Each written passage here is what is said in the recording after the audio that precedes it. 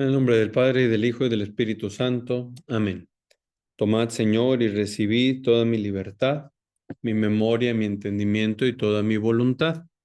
Todo mi haber y mi poseer vos me lo disteis, a vos, Señor, lo torno, todo es vuestro. Disponed a toda vuestra voluntad. Dadme vuestro amor y gracia, que ésta me basta. Amén. Bien, pues vamos a pasar a las nociones trascendentales del ente, que sería ya como un apartado en el que primero nos puede parecer que ya hemos agotado todo lo relativo a la metafísica. Para quienes estén agregando apenas este curso, les insisto en la conveniencia de conocer lo que vimos como introducción a la metafísica. Está ahí en el canal de YouTube de Academia Cor Immaculatum. Una playlist, una lista de reproducción que así se llama, Introducción a la Metafísica, y ahí es donde hablamos de todos los fundamentos de esto que estamos hablando. Entonces, vamos a pasar ahora a las nociones de los aspectos trascendentales del ente, que se les llama a veces simplemente los trascendentales. Bueno, primero hay que distinguir los predicamentos y los trascendentales. Habrá que decir que cuando nos enfrentamos a la realidad y vemos las cosas, un caballo, una llave, agua, una piedra, etcétera, pudiera parecer que no comparten nada entre sí, que son realidades ajenas las unas de las otras, y sin embargo comparten algo en común que ya se vio en la primera parte de este curso. Lo esencial que comparten es que todas las cosas son. El ente, recordamos que es participio del verbo ser. Entonces, estamos hablando de que todos participan del ser, todos están siendo.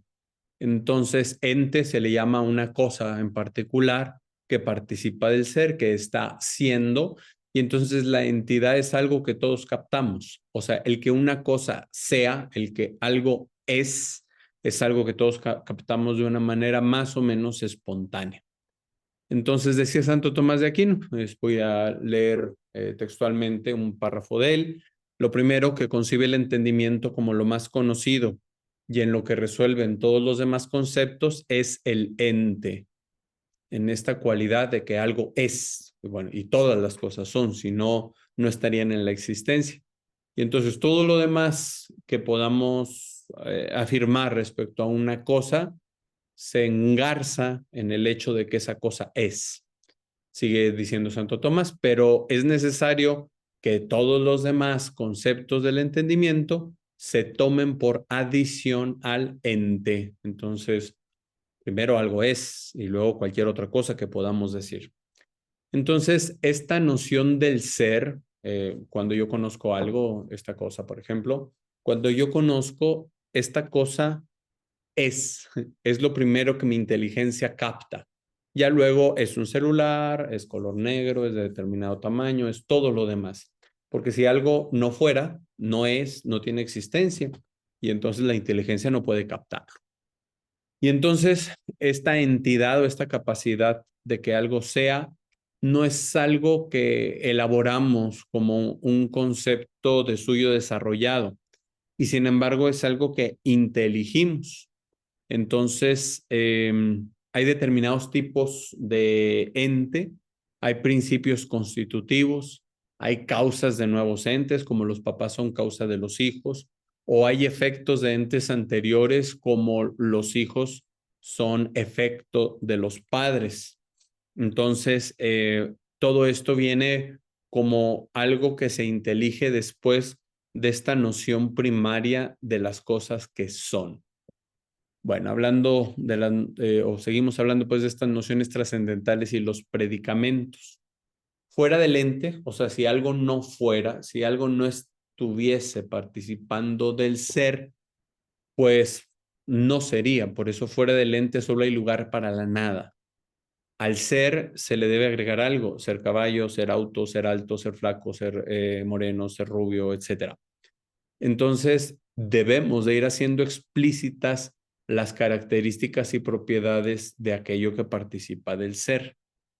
Hay que dejar en claro que nada se puede añadir al ente como algo extraño, y cualquier naturaleza es esencialmente ente y luego será todo lo demás. Entonces, tenemos que ir conociendo o avanzando en el conocimiento del ente, y ese se da de diversas maneras. La primera es a través de las nociones predicamentales, los predicamentos, que ya los hablamos en la introducción.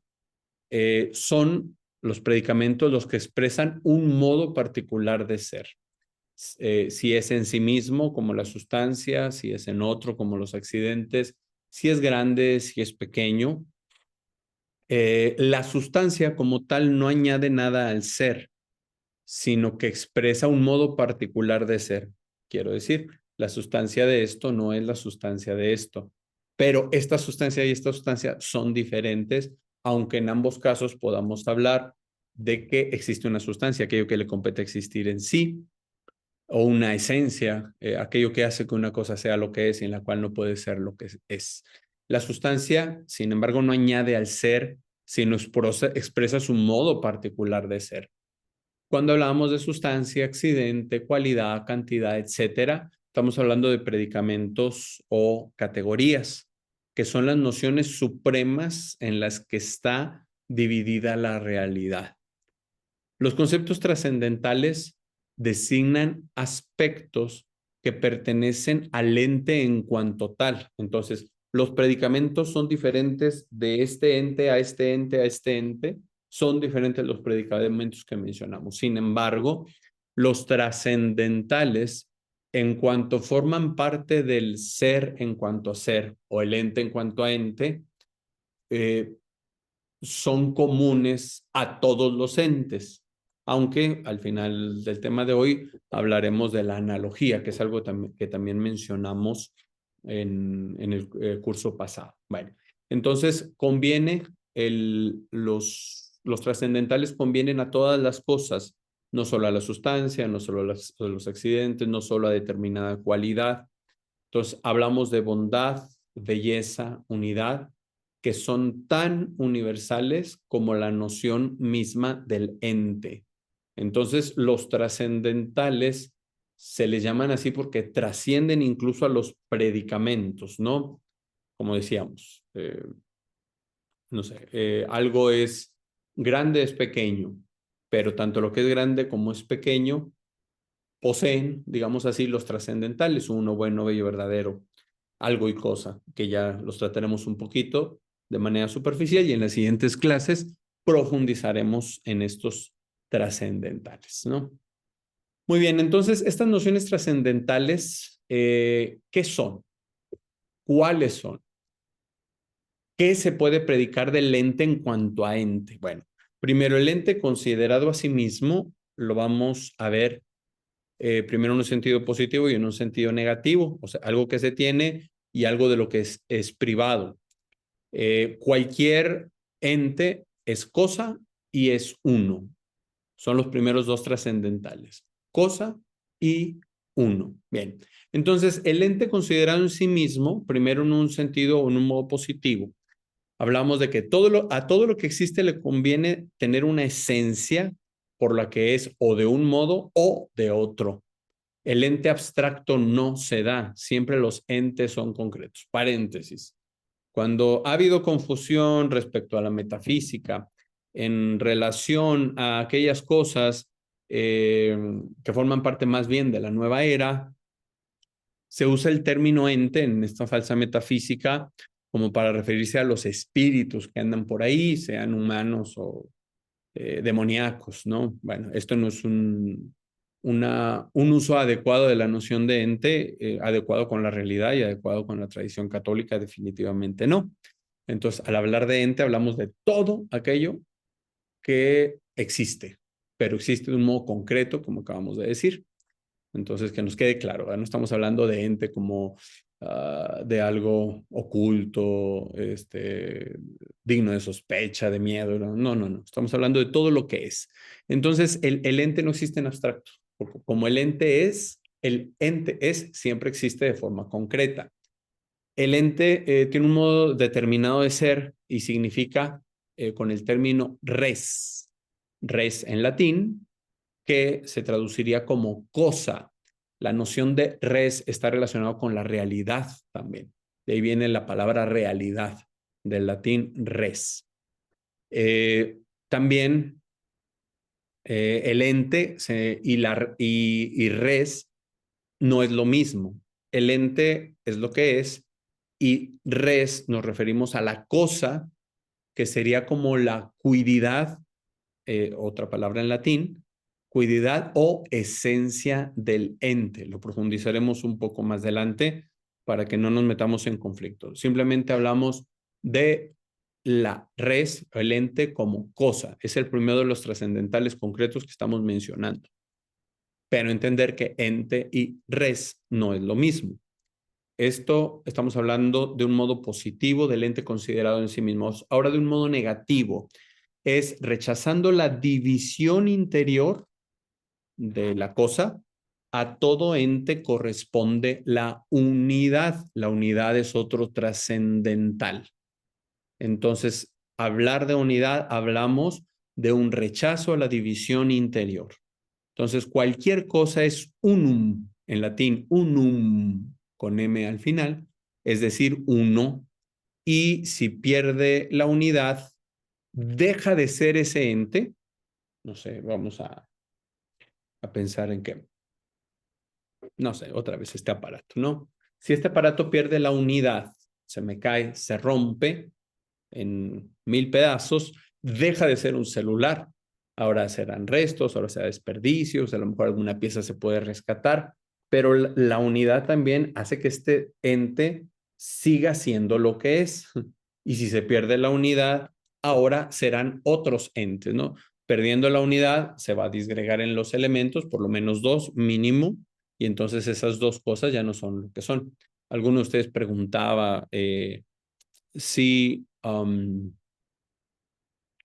una práctica como el desperdicio de los gametos masculinos o femeninos podría considerarse similar al aborto, por ejemplo, en una relación íntima donde hay eyaculación, se depositan los gametos masculinos en el aparato reproductor femenino, pero entonces son millones los espermatozoides que van a descomponerse, van a disgregarse o a morir, podemos decir. Entonces, que si eso es equiparable a un aborto, definitivamente no. ¿Por qué? Porque un espermatozoide o un óvulo no tienen mayor trascendencia si siguen así, como una célula aislada, ya que se terminará reabsorbiendo. No tiene una capacidad de replicación, de crecimiento, madurez, etcétera, distinto a una vez que se da la fecundación. Sobre todo al fusionarse los núcleos masculino y femenino, se inaugura un código genético nuevo, único y diferente, que tiene esta capacidad de crecimiento, replicación, madurez, etcétera, hasta, si todas las condiciones están, llegar a ser un individuo adulto de la especie humana, en el caso que estamos tratando, ¿no? Entonces, una vez que se diera la fecundación, si este nuevo núcleo, que sea de la unión de los dos núcleos, se pudiera revertir, pues pasaría a ser los gametos masculinos, gametos femeninos, pero sí, perdiendo las cualidades propias de lo que se daba la unión. Por eso, al romperse la unidad, el ente deja de ser para convertirse en otros entes. Aquí estoy hablando de un proceso reversible que como tal no sucede, ¿verdad? Bueno, entonces hablando ahora de el ente en cuanto a otros. Hablábamos ahorita el ente en cuanto a sí mismo y nos da estas dos nociones de res y de uno. El es cosa y el ente es cosa y el ente es uno. Ahora hablamos a hablar del ente en cuanto a otros. Entonces, atendiendo la división de los distinción, perdón, de los entes entre sí, cada uno es algo. Aquí es otro trascendental, algo. En latín, aliquid, con QU. En latín si se lee QUI, se lee qui, no qui, como sería en español. Entonces, aliquid, aliquid, el ente es algo. Entonces, cada ente difiere de los demás. Algo aquí se entiende como no una realidad opuesta a la nada. Aliquid, que sería como eh, conjunción de aliud, quid, otro que. Aliquid, aliud, quid significa otro que. Entonces, cuando hablamos del ente en cuanto otro que, diferente de aquel otro ente, se le llama algo. Y esto, más que pretender acentuar la indivisión del ente, que el ente no se divide, eso ya lo hablamos en la unidad, estamos hablando o aclarando la distinción y separación de este ente respecto a los demás. Es otro en relación con aquel. El ente es otro, algo, aliquid, es algo diferente con respecto a aquel. Entonces, este es otro trascendental.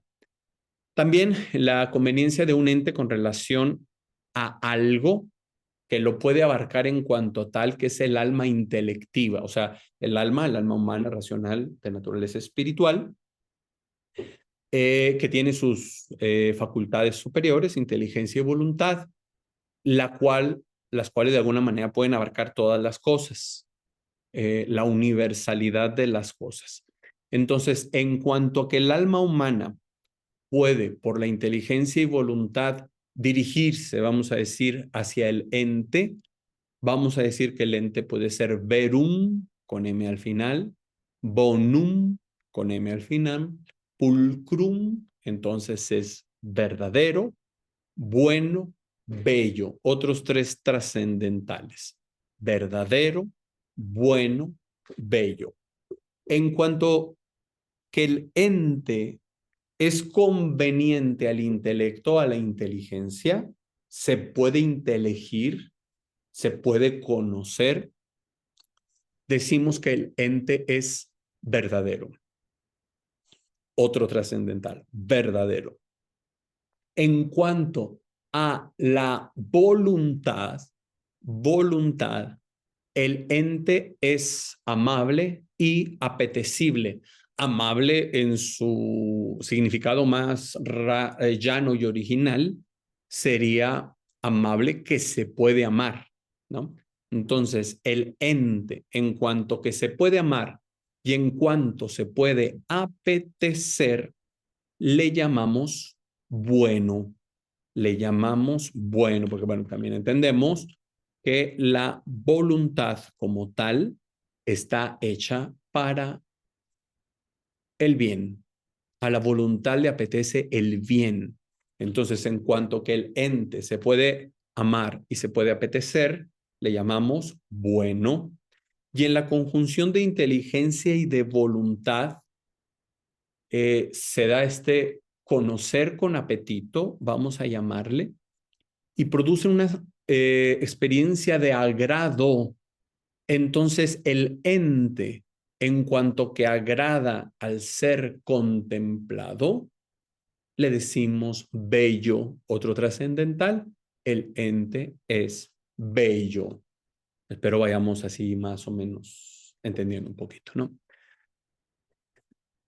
Entonces, cosa y algo, hay que aclarar, son trascendentales únicamente aplicables a las criaturas, pero no a Dios.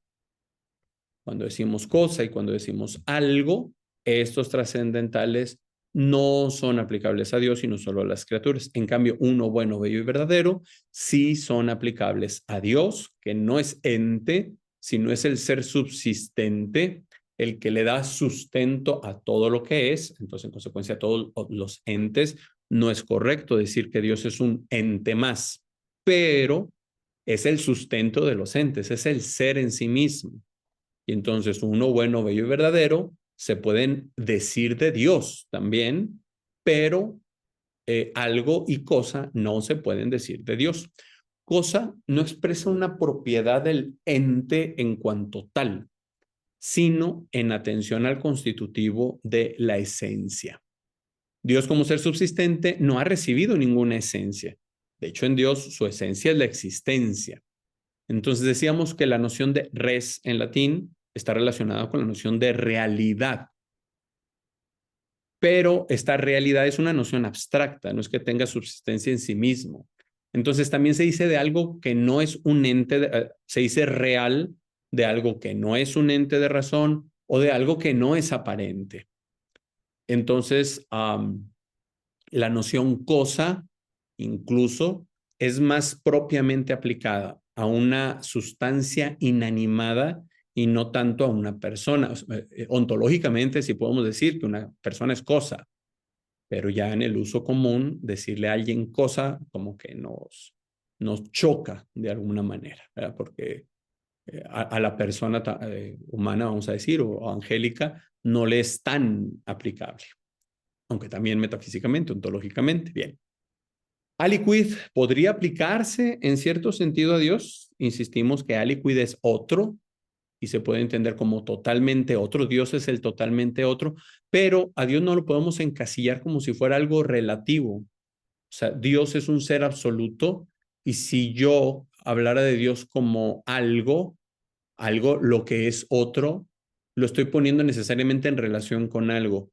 Digamos que Dios se basta a sí mismo para ser quien es y no lo podemos hablar en relación con nada. Por eso también algo es un trascendental más propiamente aplicado a la criatura, que más adecuadamente se aplica a la criatura. Ok. Los trascendentales como aspectos del ente, hablando de la resolución propia de los trascendentales del ente, los trascendentales como aspectos del ente no son realidades distintas del ente, sino aspectos o propiedades del ser. O sea, no es ente y aparte es uno, aparte es bueno, aparte es bello. No, no, no. Sino el ente porque es uno, bueno, bello y verdadero, etcétera. Entonces, las propiedades dimanan de la esencia específica, pero los trascendentales siguen del acto de ser, por lo tanto se atribuyen a todo lo que es. Ejemplo, en el triángulo. La esencia del triángulo es ser un polígono de 3 lados o de 3 ángulos, podemos decir. Y los triángulos tienen una propiedad que la suma de los ángulos internos de un triángulo siempre es 180 grados. Esto es una propiedad de los triángulos. Y la propiedad es algo que brota de la esencia sin ser la esencia. Estrictamente, los trascendentales no son propiedades del ser. Bueno, más bien, no son cosas distintas del ente, sí son propiedades del ser, pero no son cosas distintas del ente. Entonces, ya dijimos que las propiedades dimanan de la esencia específica, pero hablando de los trascendentales, ellos siguen al acto de ser, por lo tanto, se atribuyen a todo lo que es, no como esto que hablé de la propiedad, que más bien en un sentido lógico, más que ontológico o metafísico. Entonces, las propiedades como tal son accidentales, son accidentes, mientras los trascendentales terminan identificándose con el sujeto. Entonces, no añadimos nada al ente al hablar de los trascendentales, sino que expresamos un aspecto que conviene a todo el ente. Y en este sentido, algo que equivale a todo el ente, bondad y verdad son equivalentes. Aunque ya hablamos, verdad se dice del ente, sobre todo en que se puede contemplar, inteligir, bondad en cuanto se puede apetecer, pero en cuanto que es algo que satura el ser del cual participa el ente, pues de alguna manera se puede hablar como equivalentes, ¿no? Entonces, trascendentales como nociones distintas al ente, no son sinónimos. Ente y trascendentales no son sinónimos. Agregan al ente un nuevo matiz, no desde la realidad, sino de la razón. O sea, yo no puedo en un ente, el que sea, decir, bueno, este ente que participa del ser, pero aquí le desgajo lo bueno, aquí lo bello, aquí lo verdadero, aquí lo uno, aquí lo algo, aquí lo cosa, aquí lo... No, no, no es así. Entonces, en Dios, que es simplísimo, su ser es su obrar, su inteligencia y su voluntad se identifican con el ser. Si decimos que un espíritu es inmortal, no le añadimos nada al espíritu en sí mismo, sino a nuestro conocimiento. ¿Por qué un espíritu, o el alma humana, por qué, o el espíritu angélico, por qué decimos que es inmortal? Porque como es simple, no se puede disgregar en elementos. Y una cualidad de la muerte es esta disgregación en sus distintos elementos. Entonces el espíritu celestial o el alma humana no se pueden disgregar, por eso no mueren. ¿Qué añade a nuestro conocimiento entonces los trascendentales?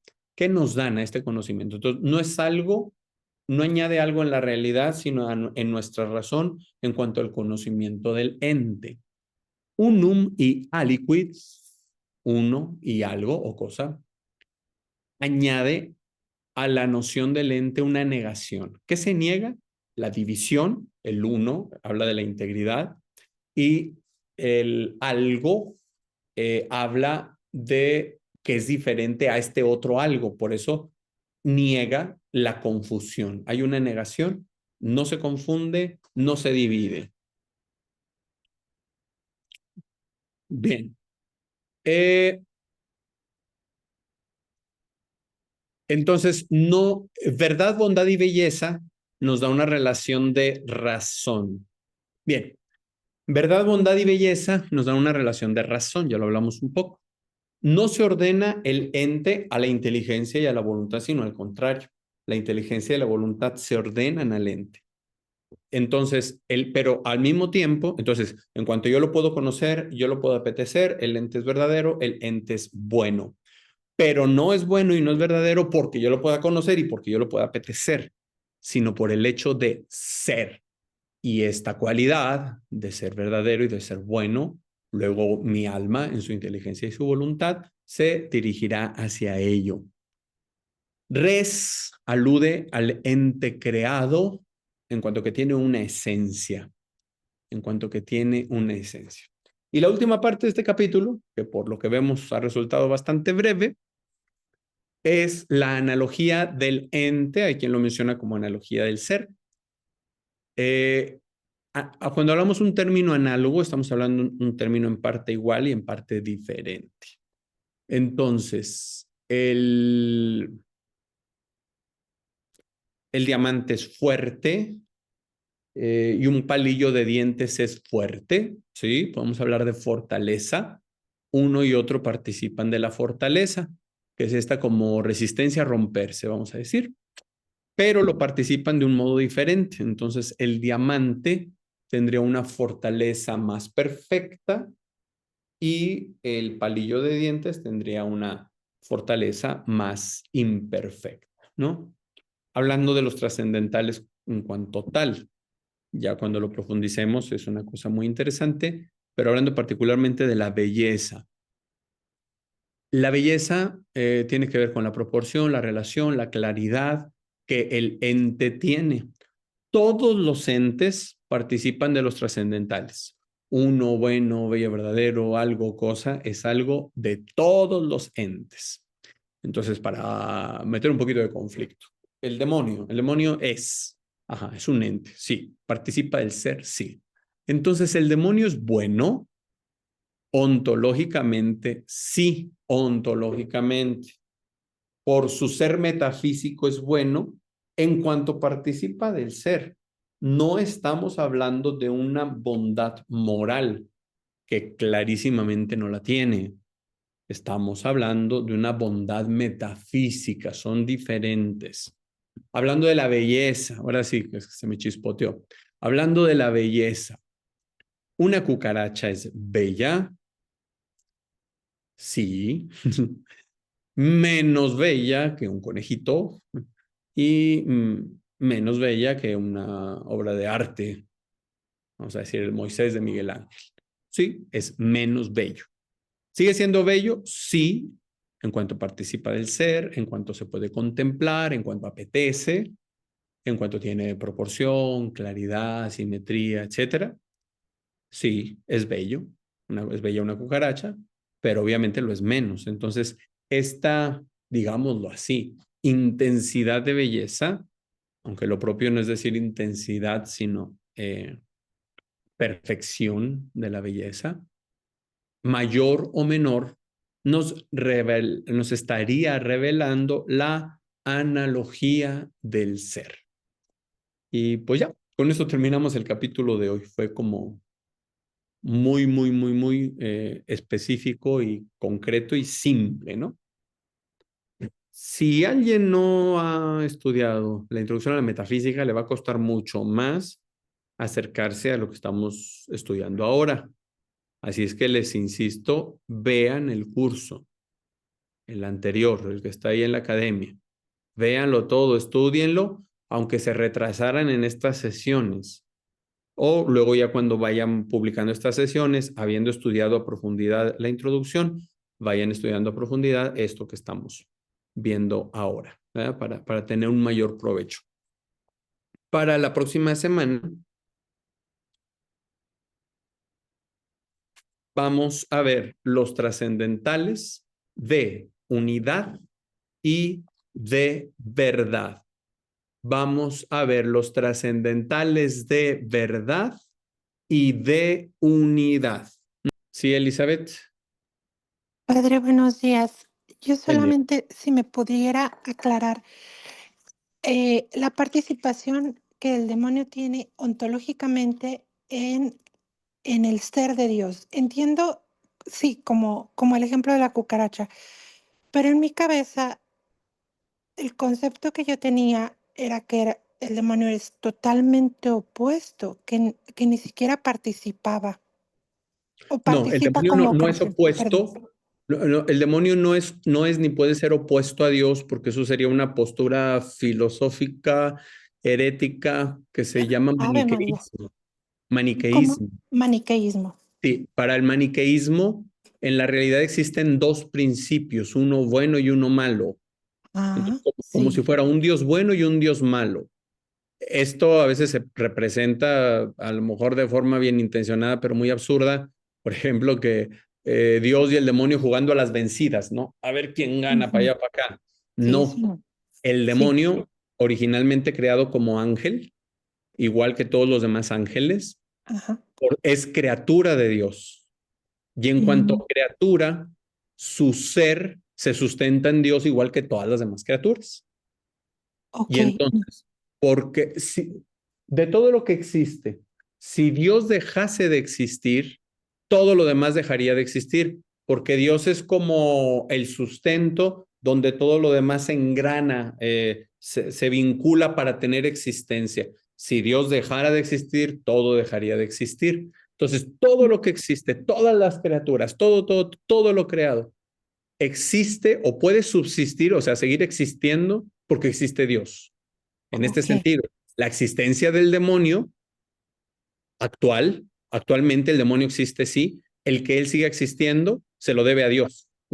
O sea, en ese Mm, sentido está relacionado con Dios, ok.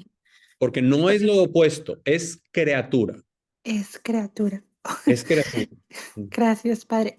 Sí, gracias. Nos vemos la próxima semana con los dos próximos capítulos de su libro de metafísica. Si alguien entró después, ahí mismo en el grupo, en la comunidad de WhatsApp, no sé cómo se llame, ahí se lo piden a Lorena. Sí, muchas gracias y Santa Cuaresma para todos. Que el Señor les bendiga, les guarde y les acompañe siempre.